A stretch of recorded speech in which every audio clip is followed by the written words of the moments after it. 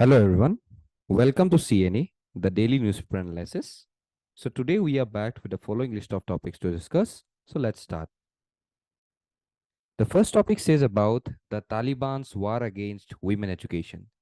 तो यहाँ पे recently अफगानिस्तान से खबर आ रहा है कि Taliban says that women are banned from all forms of universities in Afghanistan and they are also banned from private as well as public universities in Afghanistan with immediate effect and until further notice. ठीक है, तो आज देख सकते हैं कि अफगानिस्तान में क्या हालत हो गया है कि वहां पे जो वुमेन्स है, ओके, उनको टोटली जस्टिस नहीं मिल पा रहा है और अफगानिस्तान प्योरली बैकवर्ड जा रहा है टू दी मेडिएवल टाइम्स, क्योंकि वहां पे जिस टाइम में हम लोग का फॉलो होता था शरिया law, okay, strict Islamic laws, तो उसी के बेसिस पे ये लोग जा रहे हैं। ठीक है, so today we could see the Taliban have widely implemented in their harsh interpretation of Islamic law और शरिया। ऐसे चलते रहेंगे तो कौन इस कंट्री के साथ कोऑपरेट करेंगे। ठीक है, so even they have abolished the ministry of women affairs who was thereby going with some number of political participation of even the women's। और अभी इवन तालिबानी गवर्नमेंट में भी कोई एक दफा हम लोग को क्या नहीं मिलता है, वुमेन्स का रिप्रेजेंटेशन नहीं मिलता है। ठीक है, इवन यहाँ पे ऑर्डर जारी किया है कि ये लोग को totally from head to toe पूरा कवर होके पब्लिक एरियाज में जाना पड़ेगा। ठीक है, that is head to toe clothing in public and womens are also banned from parks and gyms. तो यहाँ पे देख सकते हो कि क्या हालत चल रहा है आज वुमेन का in Afghanistan. Okay, so over the last decade, जब अभी देख रहे हैं कि हम लोग थोड़ा बहुत, जब अशरफ घनी जी की सरकार थे तब थोड़ा बहुत यहाँ पे लिबरेशन हुए थे, लेकिन today we could see that Afghanistan totally went towards the past. ठीक है, सो छोटा के बाद अगर हम लोग तालिबान के बारे में बोलो, सो दिस तालिबान और students in the Pashto language emerged in the early 1990s in the northern Pakistan following the withdrawal of the Soviet troops from Afghanistan.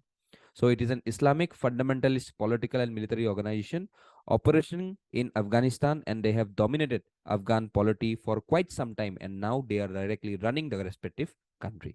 ठीक है, तो यही यहाँ पे अफगानिस्तान का हालत है। तो देख सकते हो कि अफगानिस्तान का आज क्या हालत है, इकोनॉमिकल कोलैप्स है इन लोग का। ठीक है, इकोनॉमी टोटली शटर्ड हो गया है, लेकिन फिर भी ये लोग को अपने धर्म से ऊपर नहीं उठ पा रही ये लोग। ओके, तो they are still seeing about the conditions. And आज लोग लिबर्टी के बारे में बोल रहे हैं, पॉलिटिकल राइट्स के बारे में बोल रहे हैं, इक्वलिटी के बारे में बोल रहे हैं, वुमेन पार्टिसिपेशन के बारे में बोल रहे हैं, यहाँ पे ये लोग बोल रहे हैं कि कोई वुमेन यहाँ पे किसी काम के लिए अलाउ नहीं होंगे। ठीक है, तो ये सिचुएशन चल रहा है अफगानिस्तान में। तो ये बेसिकली इसके लिए न्यूज में थे। चलो नेक्स्ट पे आते हैं, UN reforms need of the hour. तो हमारे जो permanent representative to the UN है रुचिरा कंबोज जी, तो यहाँ पे इन्होंने बोला है कि यूएन रिफॉर्म्स जल्दी से जल्दी लाना चाहिए, क्योंकि UN reforms is a very mandate today, क्योंकि without UN reforms we can not see that today organisation which was formed in 1945 post after the world war two, आज उसी के बेसिस पे ये चलाया नहीं जा सकता। Okay, because today challenges is growing with the multilateral world. ठीक है, तो आज उन्हीं टाइम का वर्ड नहीं रहा। So therefore we could see that ये जो यूएनएससी है, टोटल तो यूएन में ही चाहिए, लेकिन यूएनएससी में भी हम लोग को एक रिफॉर्मेशन चाहिए so that we could make some of the policy decisions very much effectively. क्योंकि आज यहाँ पे जो P5 कंट्रीज है उसी के पास ही पावर्स है, and therefore they vetoes everything which is very much not favouring the whole countries. तो यहाँ पे हम लोग को जनरल असेंबली में भी जो रिफॉर्म चाहिए।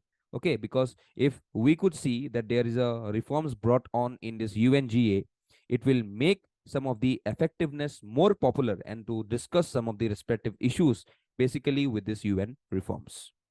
Okay, today reforming UNSC is very much in favor of India, because आज अगर इंडिया को इन दिस मल्टीपोलर वर्ल्ड सबको अगर बैलेंस करना है तो यहाँ पे एक यूएन का रिफॉर्मेशन मैंडेट बहुत ज्यादा एसेंशियल है। तो if I see about some of the key uniform reforms, UN reforms, तो यहाँ पे 1997 में Kofi Annan announces his plan for United Nations reforms with two reform packages, track 1 and track 2। So two models proposed the expanding Security Council 2004-5, Kofi Annan presents his most comprehensive reform and policy agenda with his report in Larger Freedom। Okay, 2006 Human Rights Council replaces the former United Nations Commission, तो उस time हो गया था UNHRC। Then 2007-16 में reforms continues during Ban Ki-moon terms with the launch of 2030 Agenda for Sustainable Development and adoption of Paris Climate Agreement. 17 और 20 में reforms envisioned by the UN Secretary General Antonio Guterres have been ongoing with focus on the UN peace and security pillar. ठीक है, तो इसी के basis पे यहाँ पे जो यूएन रिफॉर्म्स चाहते हैं बेसिकली P4 कंट्रीज, तो यहाँ पे इंडिया आता है, जापान आता है, ब्राजील आता है और आता है जर्मनी। तो ये जो P4 कंट्रीज है इसके अगेंस्ट में भी खड़ा हो गया है, जो कि इन लोग को शामिल नहीं करना चाहते हैं P5 में, तो उनको बोलते हैं हम लोग कॉफी क्लब।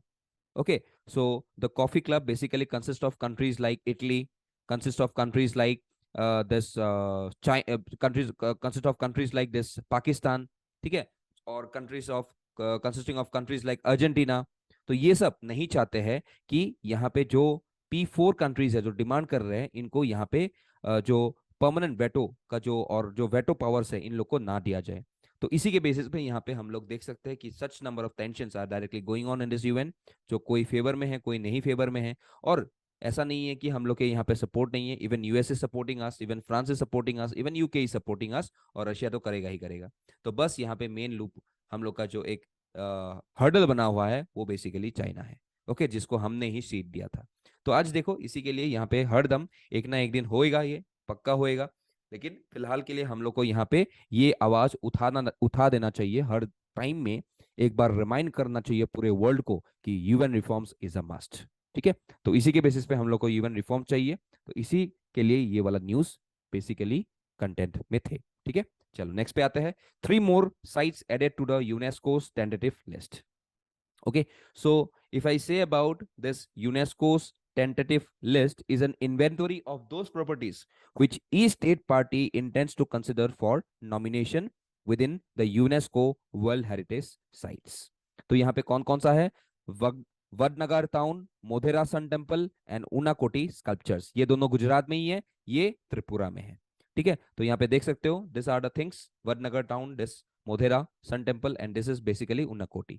ओके, सो ये हम लोग का जो साइट्स है, ओके, दिस साइट्स को एडिट किया गया है टेंटेटिव लिस्ट में, जो कि प्रोविंशियली अभी यूनेस्को के वर्ल्ड हेरिटेज साइट में, उसके बाद एक बार टेंटेटिव लिस्ट में आ गया, उसके बाद यूनेस्को वर्ल्ड हेरिटेज साइट में डिक्लेयर किया जाएगा।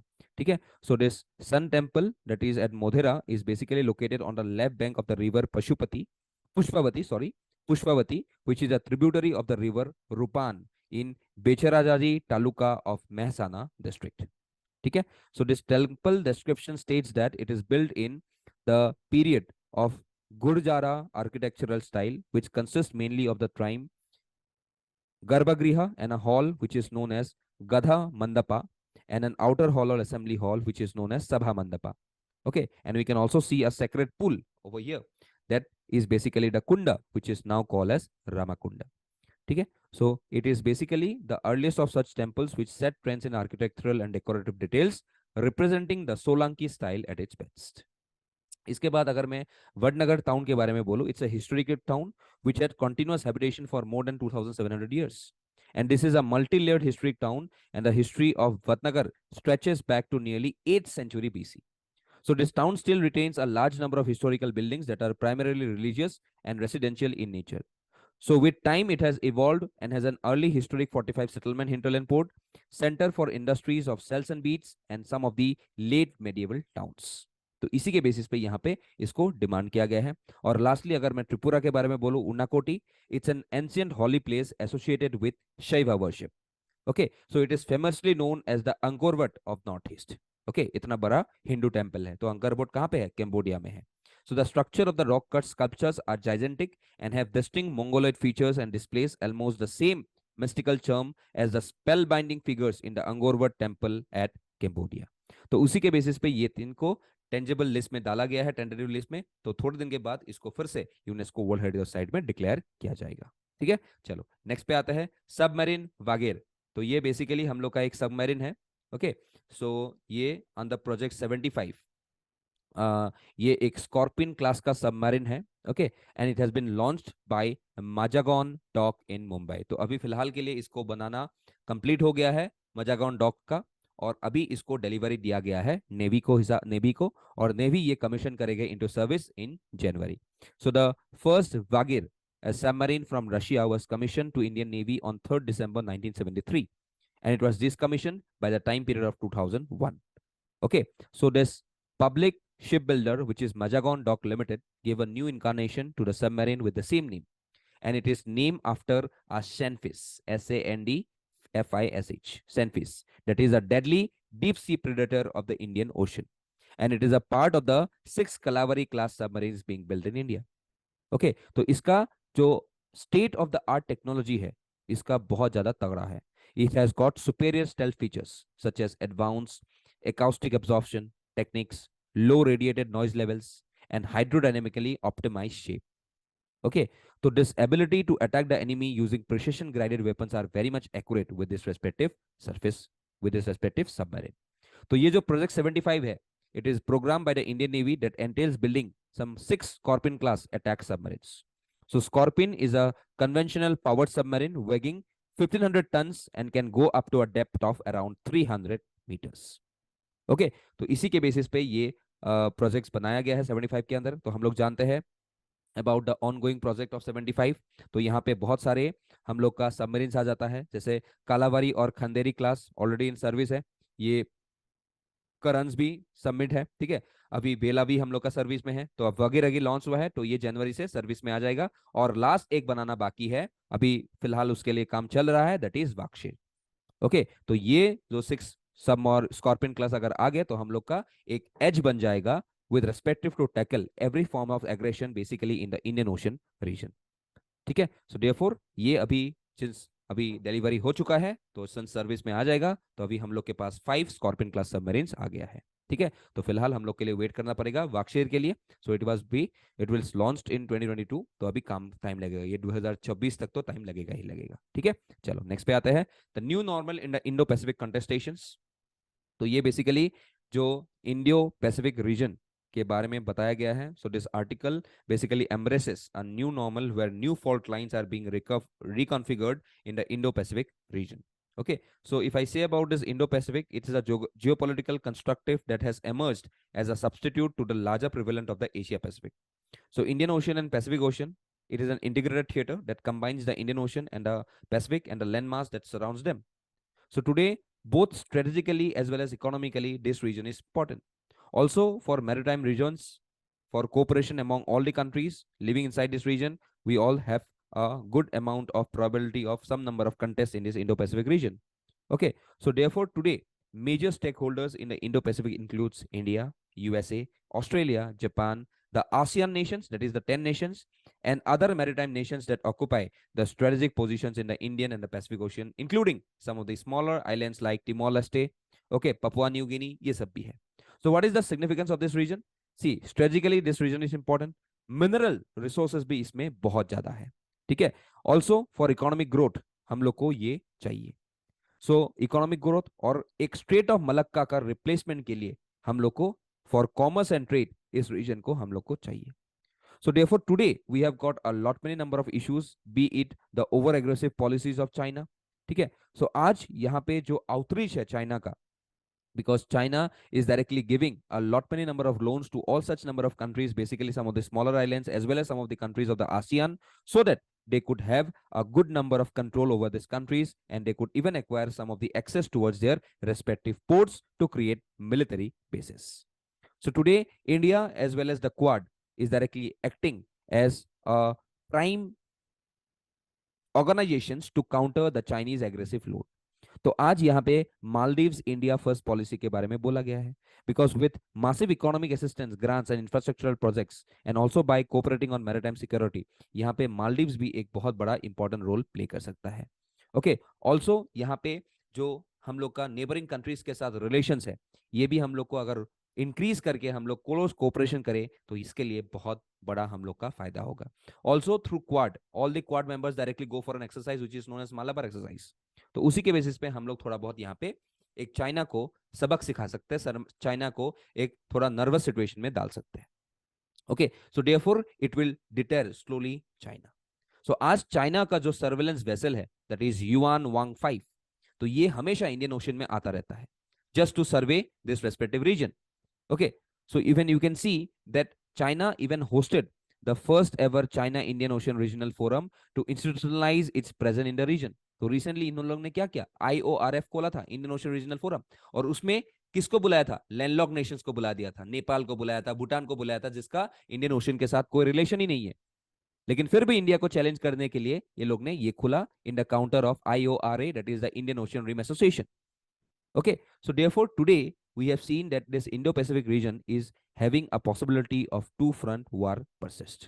Okay, also China to go ahead with continuing leverage in this region. China will try to occupy and China will try to pacify each and every country in this region and also to annoy these countries for every purpose.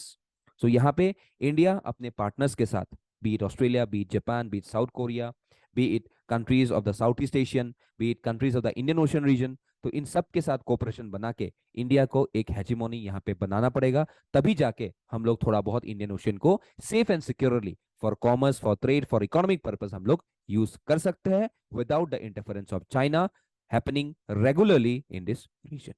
Okay, तो उसी के basis पे यहाँ पे यही बात बोला गया है कि कैसे हम लोग इस इंडो पैसिफिक रीजन को एक नॉर्मलाइज सिचुएशन में बना के रख सकते हैं. Okay, so that is with the discussion of the analysis. Okay, so we have got this 5 number MCQs. Please do attempt these MCQs and do join our WhatsApp as well as Telegram channel for the further updates. Okay, so that's all for today. Thank you and Jai Hind.